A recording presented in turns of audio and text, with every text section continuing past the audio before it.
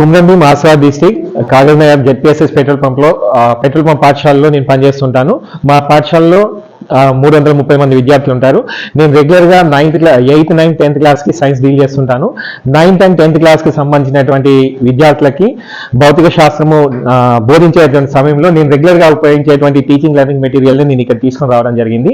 ఇందులో 9th క్లాస్కి సంబంధించినటువంటి teaching learning material come interactive material ఇది. ఈ మెటీరియల్ ద్వారా పిల్లలకి పాఠ్యాంశ బోధన చేసేటప్పుడు వాళ్ళు చాలా సులభంగా వీటిని అర్థం చేసుకుంటూ ఉంటారు.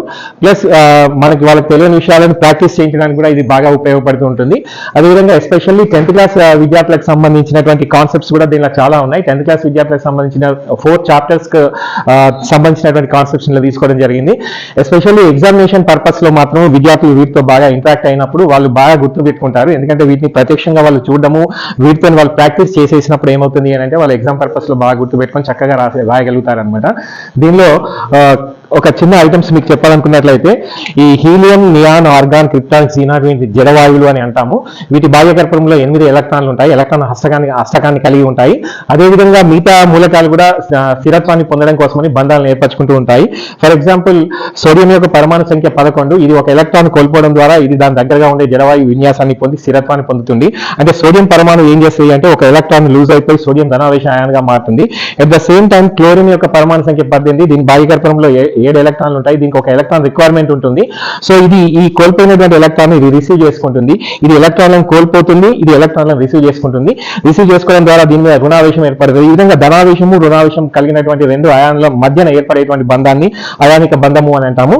ఇట్లా అయానిక బంధాన్ని విద్యార్థి ప్రత్యక్షంగా చూడడం ద్వారా వాళ్ళకి ఒక కాన్సెప్ట్ అనేది వాళ్ళ మైండ్ లో ప్రింట్ అయిపోయినట్లయితే వాళ్ళు మర్చిపోకుండా తిరిగి ఎగ్జామ్ లో రాయడానికి అవకాశం అనేది ఉంటుంది.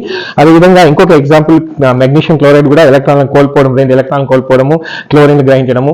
ఇంకొక ఎగ్జాంపుల్ చెప్పుకోవాలనుకున్నట్లయితే డైసోడియం ఆక్సైడ్ అనేది కూడా, ఇవన్నీ కూడా మనకి ఈ అయానిక బంధానికి ఎగ్జాంపుల్స్ గా చెప్తాము అనమాట.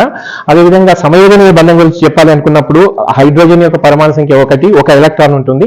ఇంకొక హైడ్రోజన్ పరమాణు సంఖ్య అది కూడా ఒక ఎలక్ట్రాన్ ఇస్తుంది. ఒక పెయిర్ ఆఫ్ ఎలక్ట్రాన్స్ ని 2 హైడ్రోజన్ పరమాణులు పంచుకుంటాయి.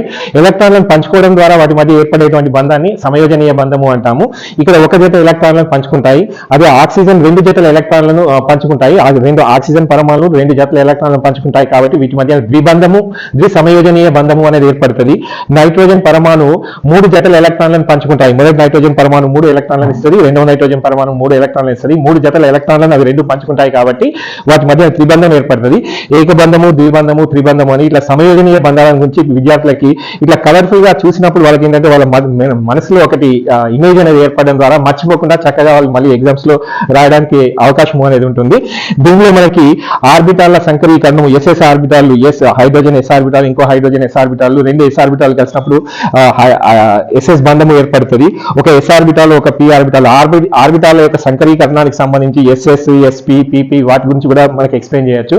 ఎక్కువగా ఎగ్జామినేషన్ పర్పస్ లో ఆక్సిజన్ లో ద్విబంధము, నైట్రోజన్ లో త్రిబంధం ఎలా ఏర్పడుతుంది వివరించండి అనేది కామన్ గా వస్తూ ఉంటాయి అనమాట.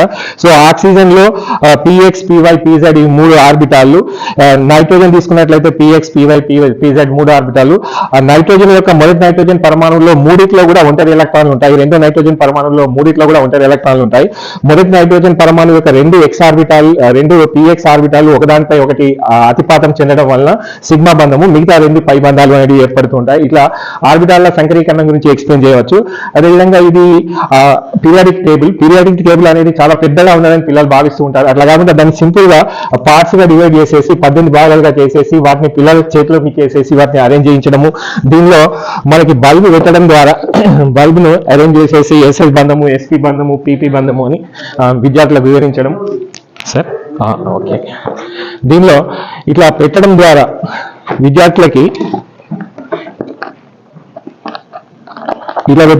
ఇది ఫస్ట్ ఎస్ బ్లాక్ మూలకాలని, తర్వాత ఈ పి బ్లాక్ మూలకాలని, ఎఫ్ బ్లాక్ మూలకాలని, డి బ్లాక్ మూలకాలని, ఇట్లా మూలకాలు s block, t block, d block, f block అని చూపించడము, ప్లస్ వాటిని ఇక్కడ పిల్లల చేత అరేంజ్ చేయించడం ద్వారా 1A 2A ఎస్ బ్లాక్, ఈ p block, d block, f block, lanthanides, actinides, inner transition elements వీటన్నిటి గురించి ఒక వాళ్ళ మెథడ్లో ప్రాక్టీస్ చేయించడానికి అవకాశం ఉంటుంది. ఇంకా మంచి పిల్లలు అంటే బాగా యాక్టివ్గా ఉండే పిల్లల కోసం అని గెస్ ద ఎలిమెంట్స్ అని కొన్ని ఎలిమెంట్స్ ని గెస్ చేయించడము, తర్వాత ఒక్కొక్క ఎలిమెంట్ ఈ 118 ఎలిమెంట్స్ ఏవైతే ఉన్నాయో ఆ ఎలిమెంట్స్ సంబంధించినటువంటి ప్రాపర్టీస్ తెలుసుకోవడానికి పిల్లల చేత వీటిని చదివించడము, బాగా చదివే పిల్లలతో చదివించడము. దీంతో పాటుగా 10th క్లాస్లో మనకి ఆర్గానిక్ కెమిస్ట్రీ అనేది ఉంటుంది. ఆర్గానిక్ కెమిస్ట్రీకి సంబంధించినటువంటి ఆల్కైన్లు, ప్రమేయ సమూహాలు వీటన్నిటిని కూడా ఎక్స్ప్లెయిన్ చేయడానికి ఒక ఫ్రేమ్ లాంటివి తీసుకున్నాను. ఈ ఫ్రేమ్లో ఫస్ట్ సైడ్ ఆల్కైన్స్, దాన్ని జరిపినప్పుడు ఆల్కీన్స్ వస్తాయి. వీటిని ఇట్లా జరుపుకుపోయినట్లయితే ఆల్కైన్స్ అనేవి 4 రకాలు వస్తాయి. ఇంకో ఫ్రేమ్ పెట్టుకున్నట్లయితే దీనికి సంబంధించి మిగతా ప్రమేయ సమూహాలను కూడా మనం వివరించి చెప్పచ్చు. దీనిలోనేమో మనకి మీథేన్, ఈథేన్, ప్రోపేన్ లేదా మీథేన్, ఈథేన్, ప్రోపైన్ అని చూపించడానికి, దీనిలో IUPAC నామకరణ విధానం చూపించడానికి ఇట్లా ఈ ఫ్రేమ్ అనేది తయారు చేయడం జరిగింది.